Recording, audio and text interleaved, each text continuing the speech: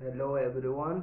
आज corona virus part 3 का shooting है और देखते हैं क्या होता है। Deforestation stopped due to lockdown. In lockdown school, restaurants, shop, gym, air travel, train travel etc. were completely stopped. Janata curfew was applied. Janata curfew was declared. No one was allowed to go out of home after 6 p.m. Many wild animals were seen roaming around main road और national highways। तो बहुत सारे जानवर जो थे वो लोग क्या कर रहे थे कि नेशनल हाईवे में घूम रहे थे, मानो ऐसा कि प्रकृति ने हमारे साथ कोई खेल खेला हो, कोई खेल रचा हो। अब earth was recovering, social distancing and washing hands before and after eating played an important role in serving us from other disease then corona. तो हाथ धोना, मास्क पहनना और सैनिटाइजर हाथ में लगाना, ये सब एक बहुत बड़ा अहम रोल निभाता है हमारे सोसाइटी में कि हम कैसे आगे प्रगति की ओर बढ़ें, हमारे देश को कैसे प्रगति की ओर लेके जाएं। हम ये चीज़ें करेंगे, हम अगर स्वस्थ रहेंगे तभी हम हमारे देश को आगे बढ़ा पाएंगे। तो कोरोना से बचने के लिए 3 चीज़ें था SMS। तो अब यहाँ पे लिखा भी है, use of mask, tissue paper और handkerchief also played important role in prevention of spreading of deadly disease COVID-19. This virus also caused a big indirect effect on education. Okay, so a large portion of the population in India is devoid of internet facilities. So this pandemic situation caused much ignorance around the general population of India. It is said that education can neither be stolen nor can be distributed among brothers. It is personal, which makes each individual intelligent and mentally strong. Nitrogen dioxide is released from use of transport machineries like car, buses, jeeps etc. तो क्या होता है कि इस situation ऐसा हो गया था इंडिया में कि अगर आपको नॉलेज नहीं था उस टाइम कोरोना वायरस के बारे में तो आप भी शिकार हो सकते थे, जाहिर सी बात है। और नॉलेज रखना कोरोना वायरस के बारे में उस टाइम में कंपलसरी था, क्योंकि ये एक जानलेवा बीमारी है। अब nitrogen dioxide was released, okay, in transport machinery जैसे कार, बस, जीप से नाइट्रोजन डाइऑक्साइड निकला था। तो nitrogen dioxide dramatically reduced everywhere in different countries due to lockdown. तो गैस फिर कम हो गया। तो जब नाइट्रोजन डाइऑक्साइड जैसे हार्मफुल गैस कम हो गया तो फिर से प्रकृति रिस्टोर होने लग गया, फिर से हमारे मदर अर्थ अपने स्वभाव में फिर से परिपूर्ण होने लग गया। जितना हम धुआं पोल्यूशन करते हैं उतना ही हमारा अर्थ का जो सिस्टम है वो बिगड़ता जा रहा है। तो यहाँ पे लिखा है कि nitrogen dioxide dramatically reduced everywhere in different countries due to lockdown during pandemic. It is one of the most harmful air pollutant. It is included in Group 1 carcinogen category. It is small enough to travel from lungs to bloodstream, which will not only cause respiratory problems but also cause heart attack along with premature death. This is big reason for observing stars and blue sky during lockdown. तो यही कारण था कि हम observe कर पा रहे थे स्टार्स को और स्काई को लॉकडाउन के टाइम। कितना सुंदर लिखा गया है ये, इसलिए मैं सुना रहा हूँ। मैं एट द लास्ट वीडियो एक बनाऊंगा पूरा, सिर्फ ये रहेगा, सिर्फ कवर रहेगा।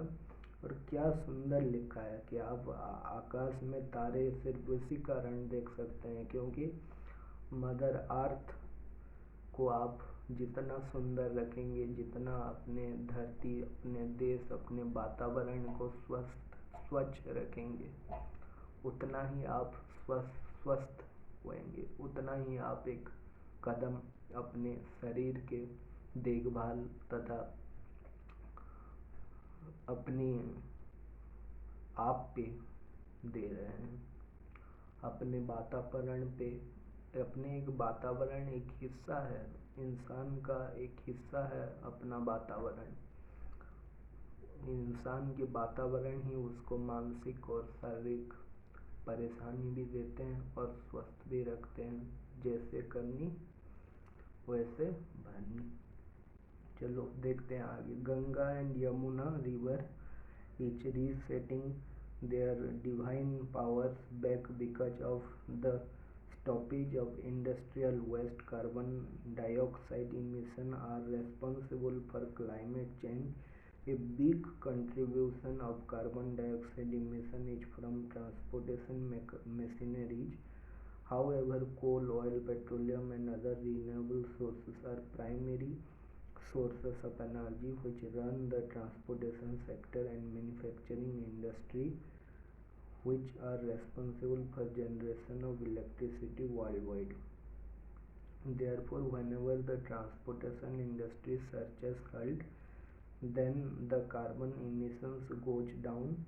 When electricity demands falls worldwide, then carbon emission go down.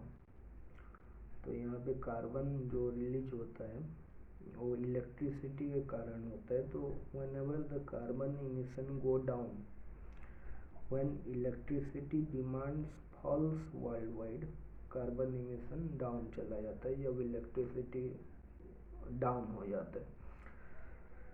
तो ये भी एक रीजन था कि गंगा यमुना जैसे महान नदी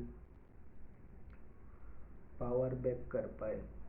ये इंडस्ट्रियल वेस्ट बहुत हो गया था, जहाँ फैक्ट्री से वेस्ट आ गया था गंगा यमुना, तो वो भी साफ होने लग गया था। कुछ तो फायदा मिले प्रकृति को, इंसान के लिए पर बहुत दुष्कर और खराब परिस्थिति था।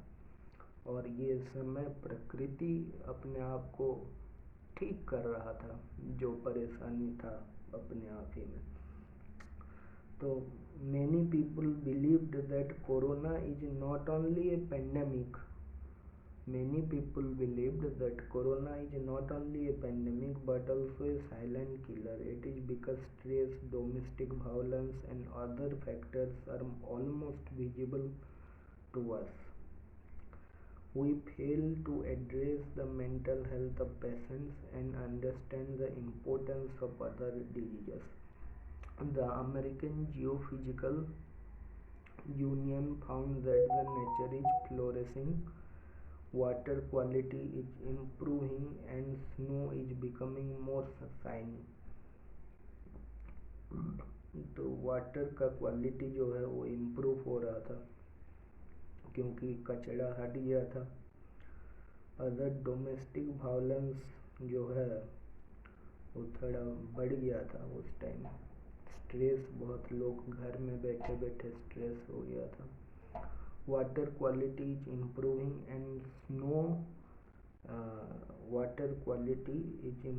And snow is becoming more shiny. Generally corona patient are isolated, then they are directed for monitoring pulse through oximeter. A thermometer is also required for measurement of temperature.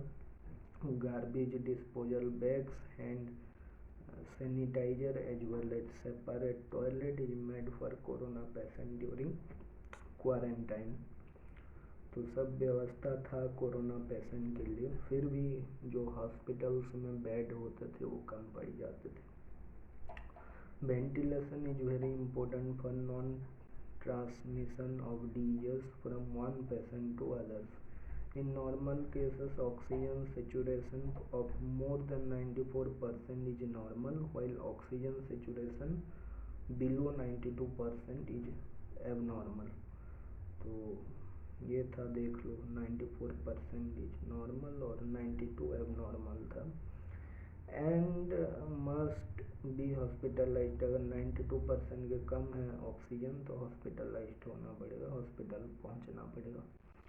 Proper hydration of patient is also required for proper treatment. Patients would sleep in prone position in order to increase saturation in body. तो patient क्या करते थे कि पहले तो पानी P के hydrated हो जाते थे, फिर ऐसे उल्टा लेट जाते थे ताकि उनका ऑक्सीजन लेवल जो है वो बढ़ पाए। वो खड़े होने में, बैठने में, सोने में वो ऑक्सीजन का लेवल अलग अलग होता है बॉडी में। Passive momentum of leg is done in pronation in order to maintain the circulation of body. जब आप ऐसे सोते हैं उल्टा तो सर्कुलेशन को बढ़ता है, सर्कुलेशन ऑफ बॉडी बढ़ता है। एंड पेशेंट को जो है ऐसे लेटा के अपने हाथ पैर अगर हिलाते हैं तो उसका सर्कुलेशन भी जो बॉडी में होता है वो बढ़ जाता है, circulatory system. In serious patients use of nasal cannula is done in order to help flow from oxygen cylinder into the patient body। तो जो कैन्यूला होता है वो यूज होता था पेशेंट को ऑक्सीजन देने के लिए। तो oxygen flow rate is maintained eight 2 to 4 liters per minute and can be scaled up to 6 liters per minute if required, if it is done as long as oxygen saturation of patient remains above 92%। आपको ये ध्यान रखना पड़ेगा जब आप oxygen दे रहे हैं वो 2 से 4 लीटर पर मिनट के हिसाब से देना पड़ेगा। और दूसरा ये है कि जब तक 92% से अबव ना हो जाए ऑक्सीजन तब तक पेशेंट को खोलना नहीं है, पेशेंट की ऑक्सीजन। तो therefore patient will not feel breathlessness। अगर आप उसे प्रॉपर 92% के अबव लेके जाते हैं तो फिर उसका ब्रेथलेसनेस जो साइन है वो और नहीं रहेगा, ब्रेथलेसनेस जो सिम्टम है वो और नहीं रहेगा। Vaccination is a way of prevention but not cure. Okay, vaccination is a way of prevention but not cure, therefore vaccination should be done for patients suffering from corona because their immune system is already in stress। ना vaccine लेना ज़रूरी था उस time. और मैं आज भी कहूँगा कि कोरोना की वैक्सीन हो चाहे किसी का भी वैक्सीन हो आपको ले जाना चाहिए, क्योंकि वैक्सीनेशन से ही आपको आने वाले बीमारी से तथा आपको हो रही बीमारी से आपको सुरक्षा मिलता है। तो सुरक्षा आप अगर पहले से डेवलप कर देंगे तो आपको बीमारी होने का चांस जो है बहुत कम हो जाएगा या नहीं होगा।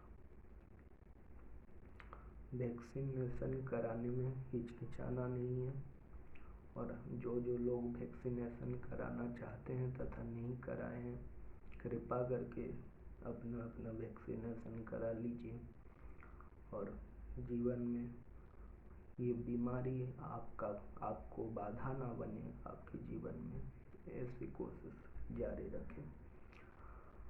When pathogen attack our body, our immune system respond to it।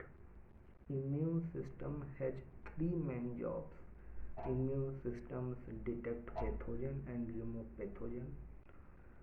Immune system जो है हमारे अंदर जो भी पैथोजन है, जो भी पैथोजन मतलब डिजीज कॉजिंग ऑर्गेनिज्म, तो जो भी बीमारी कॉज करने का कारण है, जो भी ऑर्गेनिज्म बीमारी कॉज कर रहे हैं, तो उसे मार देता है वैक्सीन। आवर इम्यून सिस्टम मार देता है उसे, ठीक है। तो इम्यून सिस्टम को स्ट्रॉन्ग करने के लिए वैक्सीन चाहिए। तो इम्यून सिस्टम कैसे काम करता है कि उसका 3 मेन काम होता है। Immune system detect pathogen, remove pathogen. पहले वो जो ऑर्गेनिज्म हमारे बॉडी में बीमारी फैला रहा था उसे ढूंढेगा, उसे खोजेगा और उसे बाहर निकाल देगा। WC is a personal army of body that fight against the pathogen and remove them from our body. This causes symptoms like fever, cold, cough.